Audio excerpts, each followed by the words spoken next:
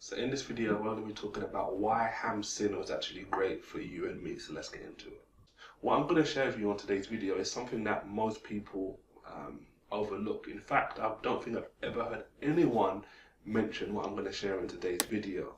So most of us know the story about Ham anyway and Ham's sin, but if you haven't anyway, we've got a whole step-by-step video I'll post up here breaking down everything in regards to Ham's sin, etc.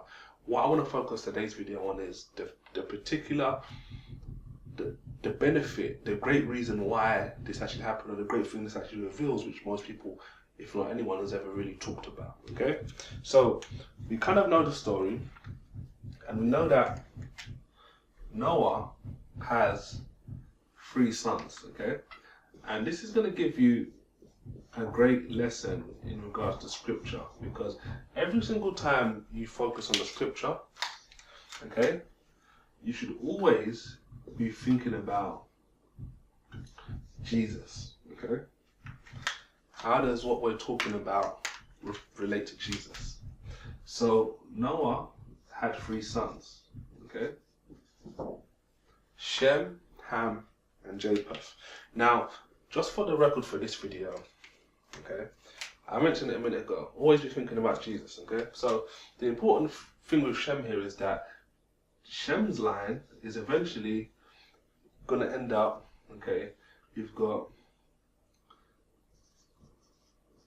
Abraham, you've got, come on, other popular people from the line to Christ, you've got David, okay, we'll put Solomon as well.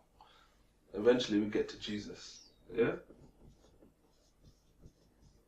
Okay. That's the important thing with Shem. Ham is going to have a couple of different sons, okay? If I remember correctly,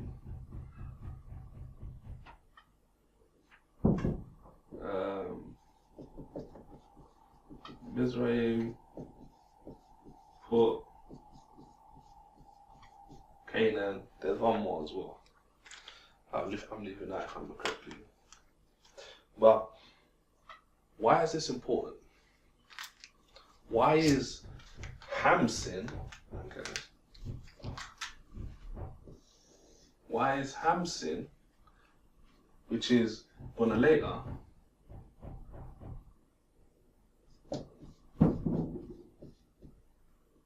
curse Canaan without for you and me?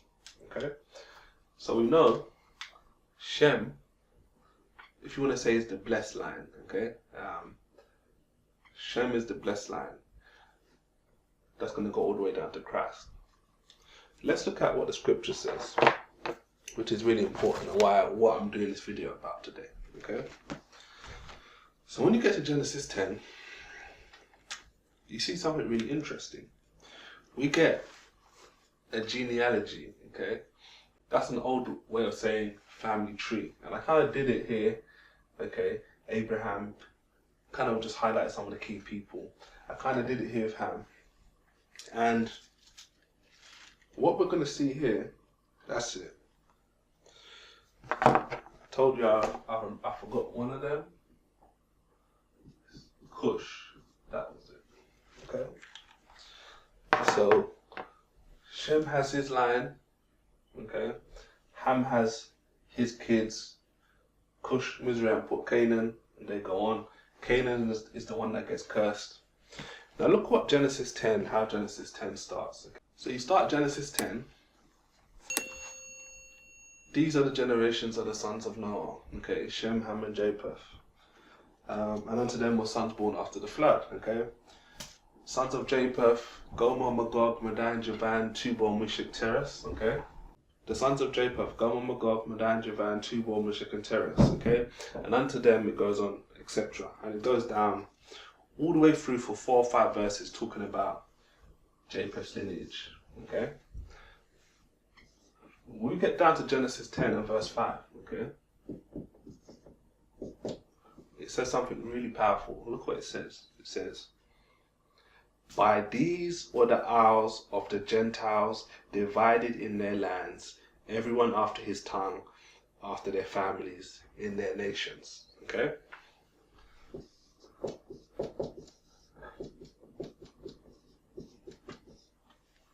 Gentiles. Okay? Shem and his lineage, they went to the east. Okay? That's how Abraham ends up in a little place called Mesopotamia. Because Shem and their descendants were east. Okay? Ham, they went, kind of stayed where they were, okay? But also went down south, okay?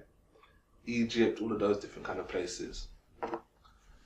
Japheth went west. So Shem's the land of Christ. Ham is Canaan, promised land, etc. Canaan's cursed. Japheth is the Gentiles, okay? Now, let's ask the question again. Why is Ham's sin great for you and me? Okay? Let's go back to Genesis 9 and see what Noah pronounced over Ham, over Canaan, when he realized what happened to him. So we go to Genesis 9 verse 24 and read to the bottom. 24, and Noah awoke from his wine and knew what his younger son had done unto him. Okay? Talking about Ham. Okay? Ham's sin. So he's awoken and realized Ham sinned. Okay? 25, and he said, cursed Canaan. Okay? So this one right here has become cursed. Yeah? A servant of servants shall he be unto his brethren. Okay? Now, you can take it as in he's going to be a servant to his immediate brethren. Okay? That could also apply to these lot over here. But that's not even the important part. Okay? And he said, bless the Lord God of Shem. Okay? So, Shem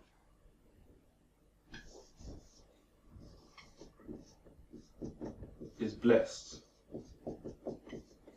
Now we already know, we've outlined it already, this line is going to go down to be the lineage which ends up, okay, in the Messiah. Okay? Blessed. Look what he says next. And Canaan shall be his servant. Okay. Now, I'm not even going to say that in this video. Look what he says next, which is the primary verse that I want to make this video for.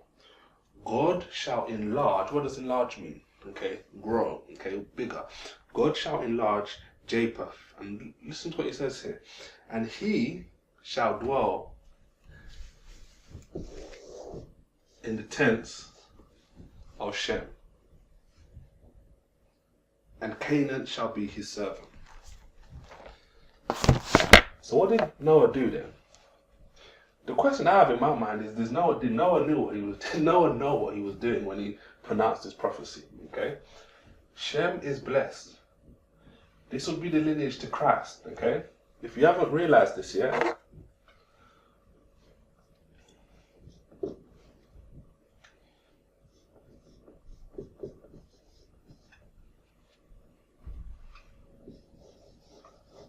who's God's chosen people?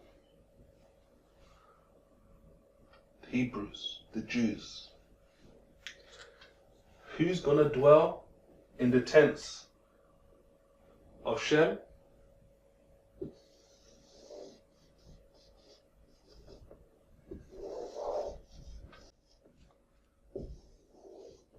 The Gentiles. You and me. This is how you can see, as early as the book of Genesis chapter 9,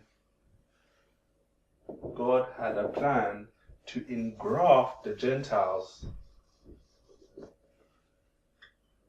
into the blessings that the Jews got. You see, we're all blessed, as the scripture says. Abraham's the father of faith. We already know in the day and age we live in today, we've got the scriptures, we've got the whole Bible, we can look at it and say, okay, you know what? God made a plan for the Gentiles to engraft us in because the Jews ultimately rejected their Messiah. Okay? And this is just something you can go back and read scripture and see and say for yourself, wow, okay? But these were the hours of the Gentiles divided in their lands. Japheth populated the Gentile world, okay? And the Gentiles, according to Noah's prophecy, okay, Noah's blessing, blessed shall be Japheth, he shall dwell in the tents of Shem. Jews. Now, I need to say this. I'm not saying we replace the Jews because I don't believe we do. But I'm saying this to say this is a clear early sign that the Gentiles get a blessing. Okay? And it goes back as early as Genesis 9 and 10. We have Shem, Ham, and Japheth. And we have Ham's sin. And you can see how this all makes sense. So, on that note, I want to wrap it up there. Let me know what you think about that in the comments below, okay? If you understand what we just went through, let me know in the comment section below. If you don't know what we've just gone through, let me know in the questions below, okay? But this is something that's really powerful. 2 scriptures in Genesis 9, Genesis 10, and just reading through the New Testament, as you should do as a believer, you start to pinpoint things like this in the scripture in the Old Testament. And this is why, one of the reasons why you need to stick to reading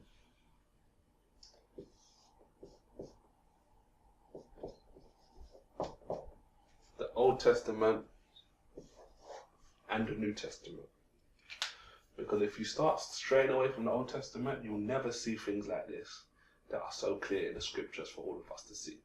On that note, thanks for tuning in. Don't forget to subscribe to the channel, hit the bell notification, and I'll see you on the next one. Let's take the comment section. Let's take the conversation further below in the comment section.